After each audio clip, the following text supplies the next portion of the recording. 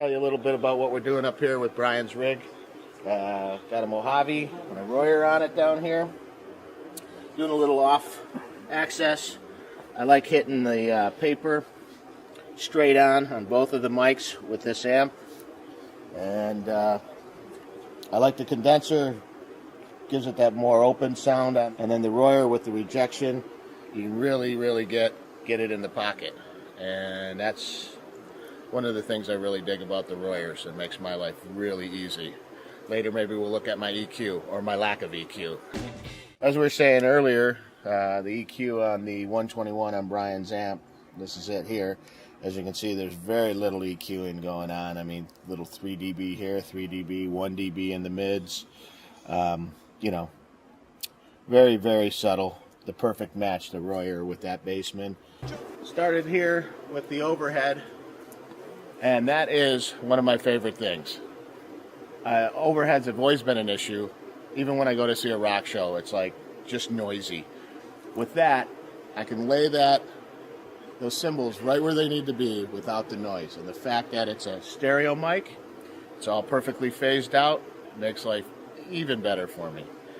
So that's my the overhead there. We got a couple Mojaves here on the hi-hat and the ride. And then this one right here. I can't say enough about putting the 101 over here on the snare bottom. Absolutely no EQ on it. I flip it out of phase with the snare top. And just kind of run up the fader till it's where it needs to be. And I've been saying I'm going to change the world one snare drum at a time with that microphone. Here, stage right, we got the sax section. They're each individually mic'd with some wireless. There's a part of the show where they pick up some woodwinds. And instead of trying to change the mics around, I rely on these mics here that make them lean into it a little bit. Again, using the figure 8 for the rejection from all the other ambient noise we got. And you can get those woodwinds nice and loud and keep the warmth that we need to keep, you know, for that quiet part when the woodwinds are coming. What we got going on here, got this rig up here. Spaz has 2 pickups on the bass, which I take those directly, individually, so I can mix between the slap and the note, what we call slap and note.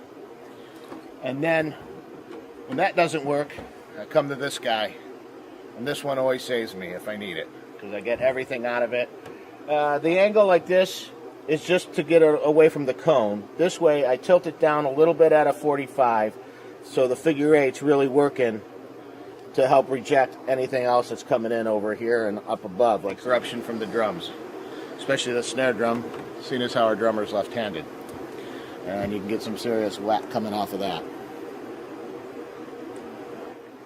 You know, these days, everybody's recording for archival purposes, so the less corruption we can get, the better. And I find with the figure 8 pattern especially, it's the best of both worlds. You're getting a great tone, and you're getting the rejection you need, and then on top of it, it's a ribbon. So how can we go wrong? The way I look at it, the way I approach my position here is I'm doing sound reinforcement. My job is to get all 18 of these guys, get their message to everyone in the audience, what they want to hear, especially Brian with his vocal and stuff. That's what everybody's, you know, comes to see.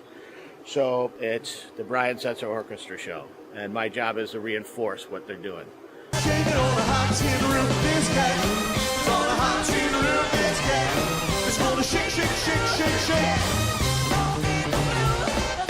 Shaking on a hot tin roof.